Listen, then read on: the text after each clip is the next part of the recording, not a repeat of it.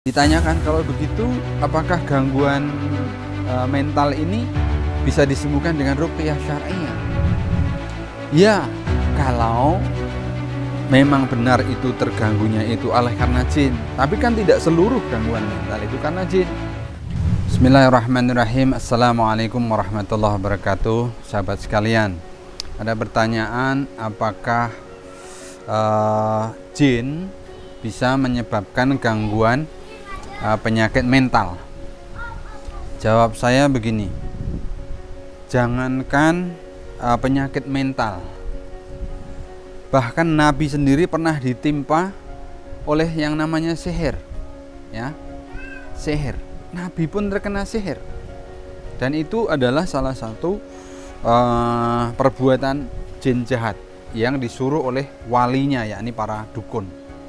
Jadi jawabannya ya jelas bisa. Meskipun kita tahu bahwa kesehatan mental itu kalau terganggu itu wujudnya dua macam.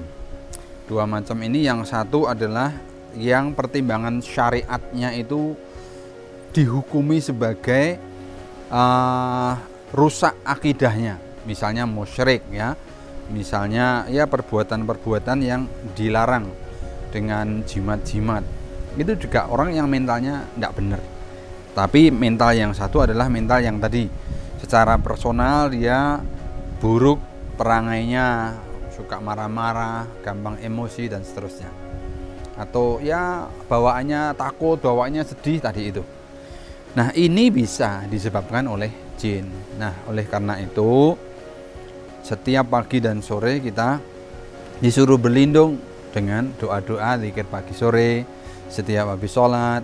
Bahkan keluar masuk kamar mandi, coba lihat ya, kita masuk kamar mandi kita disuruh berlindung, ya, dari gangguan jin atau syaitan yang suka berada di tempat-tempat kotor.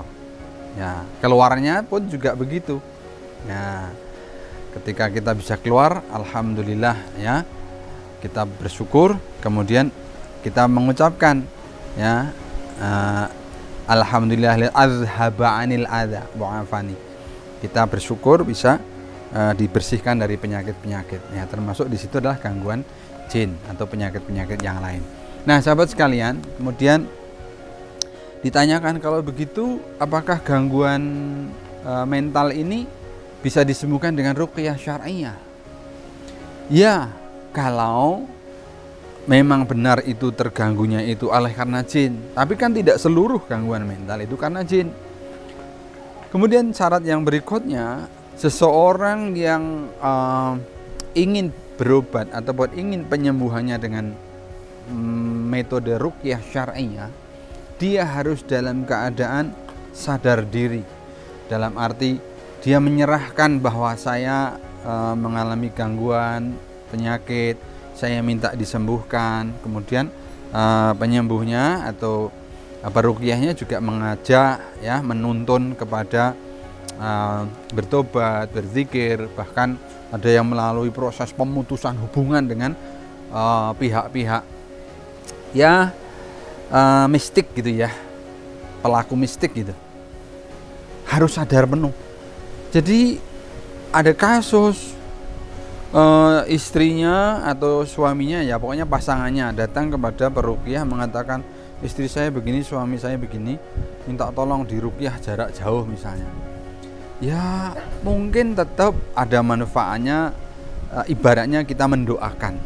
Tetapi yang lebih pas ketika yang bersangkutan itu dengan sadar datang, kemudian juga mengikuti sesi-sesi terapinya.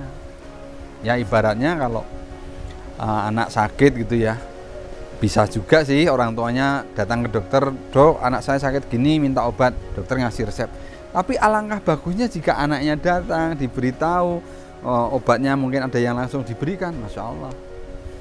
Jadi demikian sahabat, mental health harus kita jaga, dan jin bisa menjadi penyebab tetapi tidak seluruhnya, dan ruqyah syar'iyyah itu selalu ada tempat untuk memberi bantuan kesembuhan dalam penjagaan mental health. Mudah-mudahan bermanfaat. Assalamualaikum warahmatullahi wabarakatuh.